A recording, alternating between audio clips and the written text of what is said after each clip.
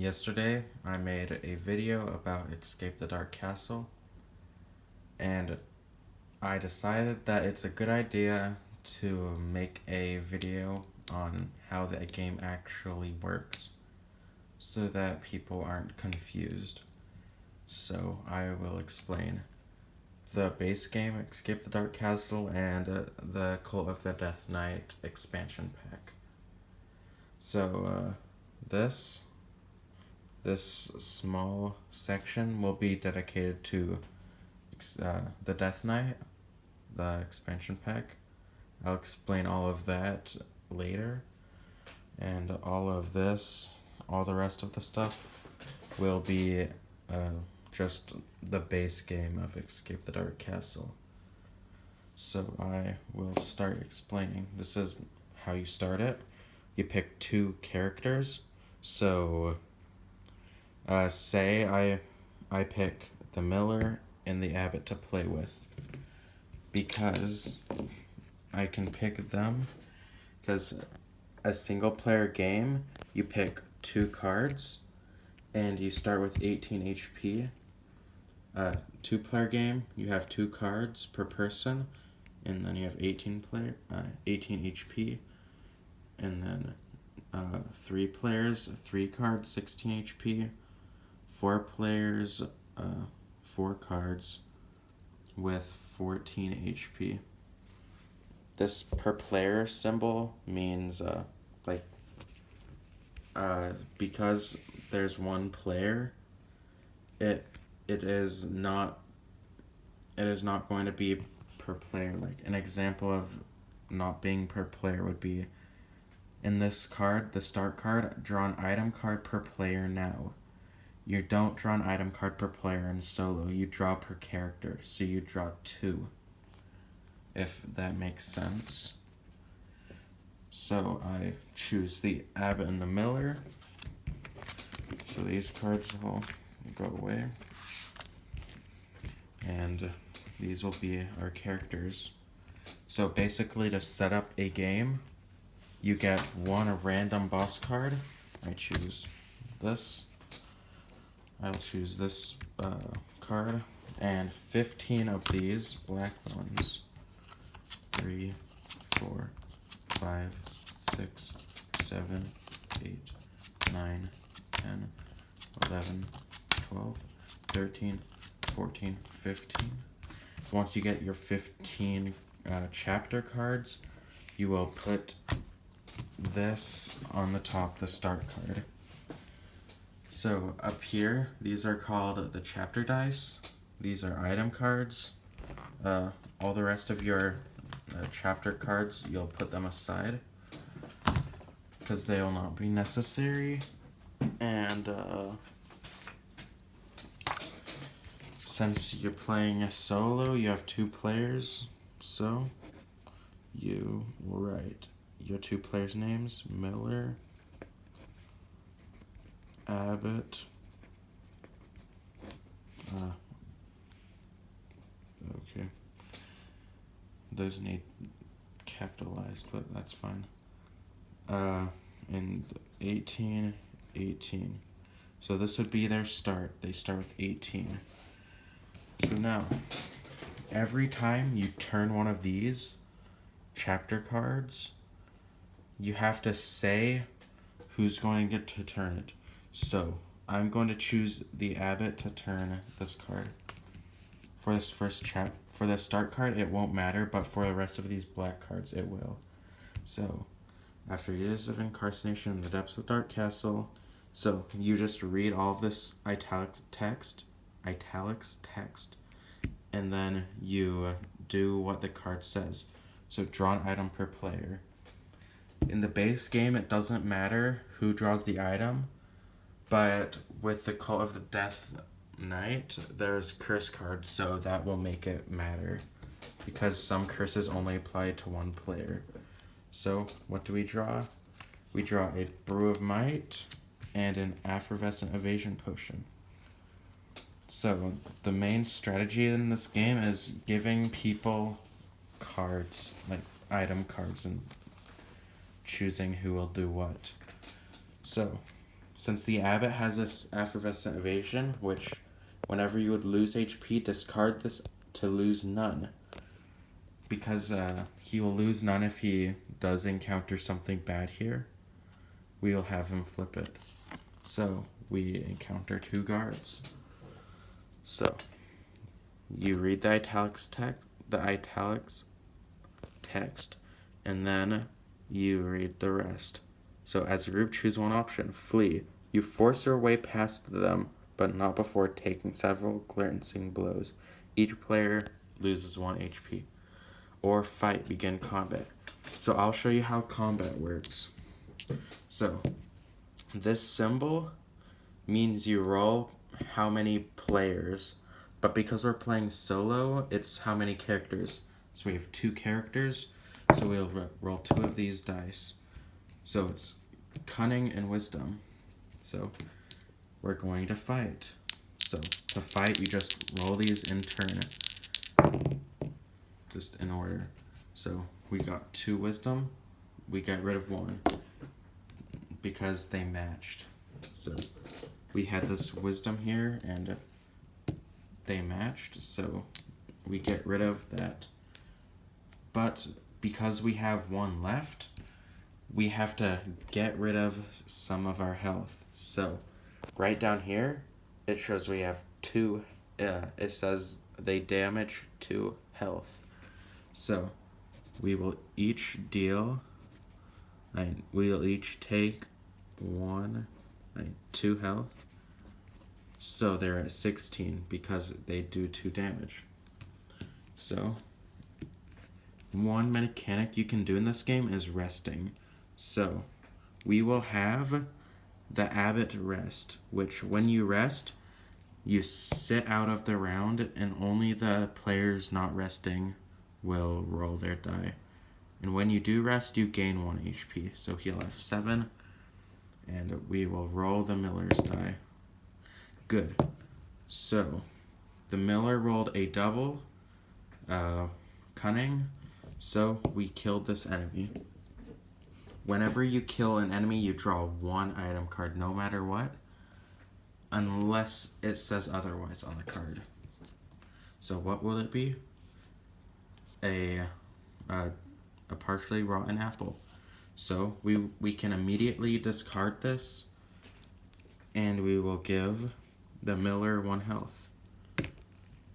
This shield symbol means that you'll be protected from most damages. Some damages you cannot avoid with this, but the majority you can. So say these enemies had a strength. We rolled this, so we don't deal damage to him, but because we rolled that double, because there's a shield around it, it does not take damage. So we don't take damage, and it does not take damage. So we'll just try re-rolling. So then we rolled that.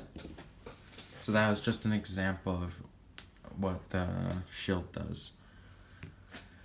Okay, we'll look at 1 more card, just so we don't have too many spoilers. We may look at the boss card. So this is an example of a combat special. So read the italics, and then it says begin combat. So when you begin combat, you put out your dice, the corresponding dice. So a might, a wisdom, and there will be 2 of these because we have 2 characters. So these are the die we must get rid of to kill him. But you must keep in mind this combat special. The combat special is all players may fight as normal, but you are the only player this creature attacks, and you may not rest. So this is one thing I mess up on occasionally. I forgot to choose who will be flipping the card. So let's say the abbot decides he's going to flip the card. So this has the bold U right there, which means only that effect only applies to the abbot. So the abbot's the only one this creature will attack. So he'll only take damage. So let's kill him. So we will both roll against him. So the Miller rolled a cunning, and the Abbot rolled a fist. So we have our two corresponding die, and we remove them. So these are the two remaining. Because of the combat special, the Abbot only takes damage. But during combat, you can use items. Well, you can use items almost any time. So we will use this item. So he will not take damage. So he is safe. One rule you must remember is that there are no trading items during combat. So a Miller cannot trade to the Abbot, and the Abbot cannot trade to the Miller. You have to stick with your item cards. And also, we'll say the Miller rests. So, the Miller rests, gaining 1 HP. So only the Abbot will fight this round. So, we'll roll this. And let's say our Abbot, he rolls this, an asterisk. And we get rid of this. The Miller was resting, so he may not use this.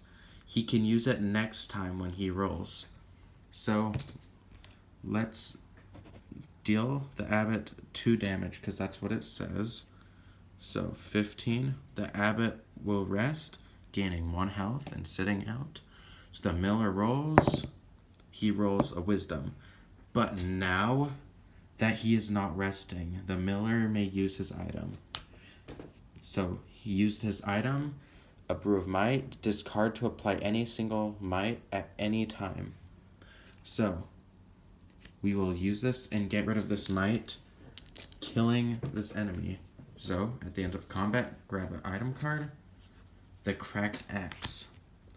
So the Cracked Axe is in combat, roll a chapter die along with your character die. So pretty much the Miller will be able to roll these 2 dice during combat. But it says only during combat, so you'll not be able to roll that otherwise. So we will now look at the Cult of the Death Knight. We'll look at this boss. So this is an example of a boss. So bosses, I believe all of them in all of these expansions, they do 3 damage. But remember this is a very important symbol.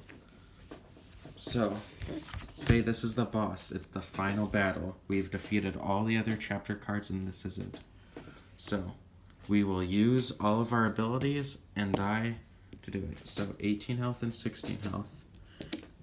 We will kill this boss, but we have to keep in mind his ability. So his ability is, at the beginning of each round, the Death Knight adopts a different stance. Roll a chapter dice and note the result. For the remainder of that round, the Death Knight is impervious to all attacks of that trait. So before combat, we will roll that. This is what he is impervious to. So we may not damage those 3, but we still can damage those. So let's roll. So we roll a cunning, a double cunning, and a wisdom. So because of the blocking, his stance is wisdom. So this wisdom does not apply, so it does nothing. But this cunning will not do anything because we can apply this, removing both of these. So now the Abbot will take 3 damage. So the Abbot is at 13 health. Okay. Before combat, you roll this. What is the stance? So it's wisdom again. We will choose to have the Abbot rest, gaining 1 health and sitting out of the round. So we will use the Miller's chance. So the Miller rolled a might, and a might. So we will just use the might to get rid of it. Okay, so now we only have the wisdoms. And the miller didn't roll a double, so he will take 3 damage. 15 health. So, what is his stance? His stance is cunning. So, he's not defended from anything. So, we will use this opportunity and roll all of them, hopefully killing him now. Oh, this was a terrible roll. We did not damage him at all. And we didn't roll any doubles, so 11 and 12 health. What is his stance? Wisdom. So no matter what we roll, we're going to not be able to damage him. So we will rest this abbot, gaining him 1 HP, sitting out, and he will roll. He didn't roll a double, so he will take damage. So 9 health for the miller. What is his stance? Might. So it doesn't correspond with any of those. So we will not use that. So we'll take this opportunity to hopefully kill him. Okay, another terrible roll. So the miller and the abbot takes a damage. So the miller's at 6 and the abbot's at 9. Let's see what stance he takes. He is defended from wisdom again. So let's rest the miller one. So he will be at 7 and will not roll. And since he's not rolling, we will only roll this one. Please get a double. So we didn't get a double, so he will take damage. So he's at 6. What is his fighting stance? Another wisdom. I think we are bound to lose. Abbot may rest, gaining health and sitting out. And miller, roll a double. So, didn't roll a double, so he'll take damage. This is very repetitive, but I just want to get through this boss. Either dying or possibly winning, but probably not. What is the stance? Wisdom. Yes, I believe we're gonna lose. So, we will have the miller rest, and the abbot will roll, hopefully getting a double. So, he got a double, so he is defended from any attacks, so he does not take damage. We will see what stance he takes. Another wisdom. This is very unlucky. We are going to rest the miller. He will gain 6 and sit out. And abbot. Oh, the abbot did not roll a double, so he will be at 4. Okay. Okay, he adopts a bad stance, so he will sit out. And we will take this opportunity to hopefully kill him once and for all. Okay, we rolled 1. So we get rid of 1. So he has 2 left. And the abbot is at 1 health. And the miller is at 3. So, no matter what we do this next round, if we rest anyone, the other player will die if they don't roll double.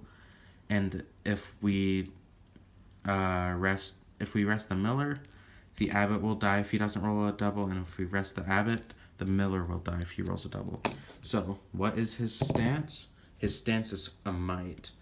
So, he is unprotected. If we don't roll 2 wisdom this round, he will die. So, well, our characters will both die. Let's see what we do. Oh, we were so close. The abbot rolled 1, getting rid of 1, but he still had this remaining. So, our characters go down to 0. But the miller doesn't take damage, so the miller will still be at 3. So, the miller has 3 health, but the abbot, he did not roll double. He will die. So the miller is at 0. So if one player dies, everybody loses.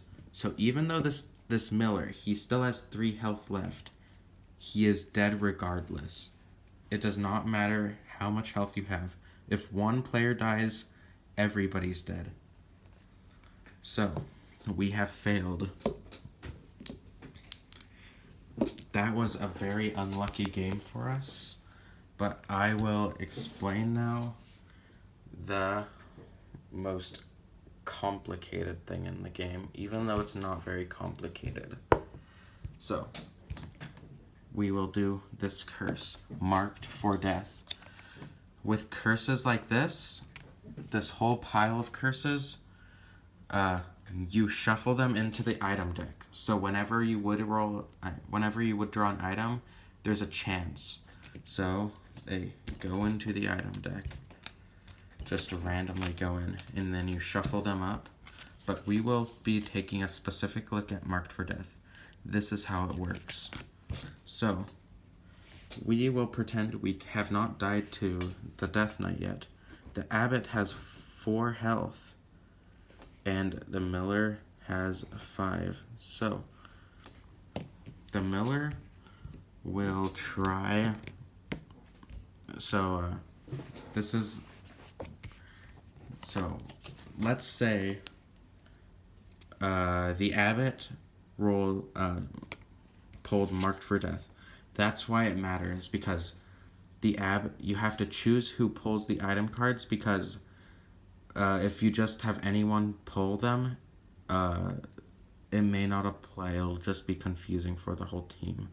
But so we'll say the Abbot pulled this, marked for death. You may not rest while marked for death. So this player may never rest again in the game. If you have this card, you're never able to rest. Whenever you take damage from a cultist, which means they have this sign, you lose an additional 1 HP. When your HP is below half its starting level, you must instead use the cult die instead of your character die. So this is going to be how it is. So the Abbot is clearly below 18, 4 HP, because you start at 18, you go below, so he's at 7. No, he's at 4, which means he has to adopt the cult die. So, let's say this Death Knight, he has a wisdom left, and they decide to roll.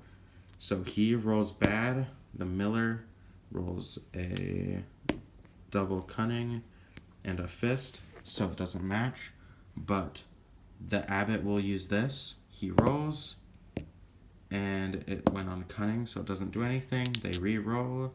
The Miller rolled a double fist and a might. So, and then the Abbot rolls, and say the Abbot just gets unlucky and rolls this might.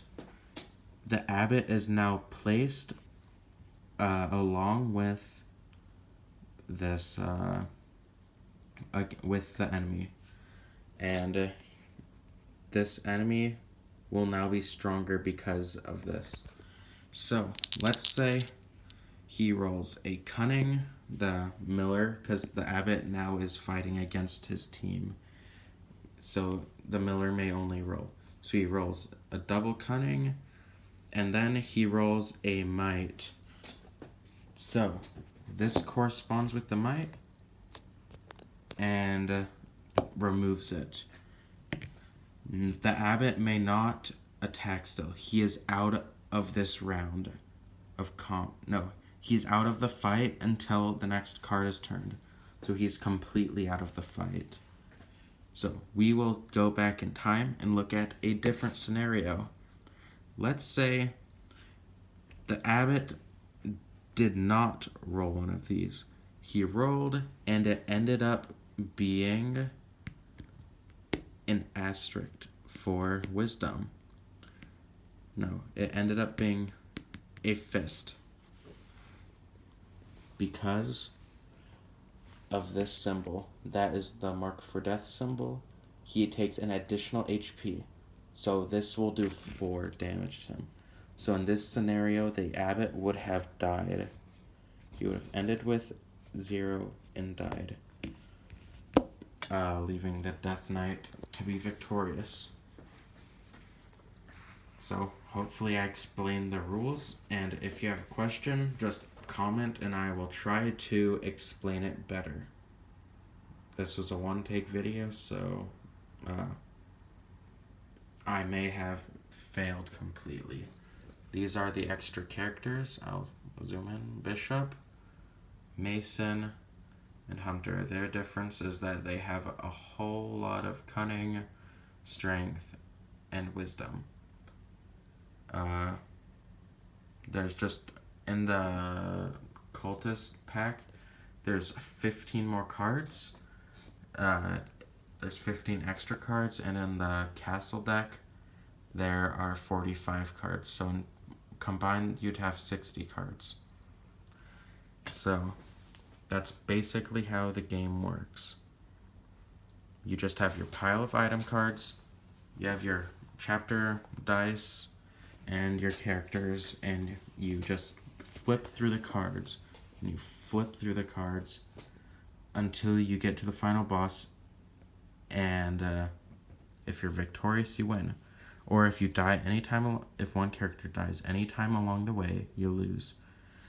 So it's a very fun game. I really enjoy it, and hopefully if you decide to get the game or already have the game, hopefully you enjoy it and will remember rules.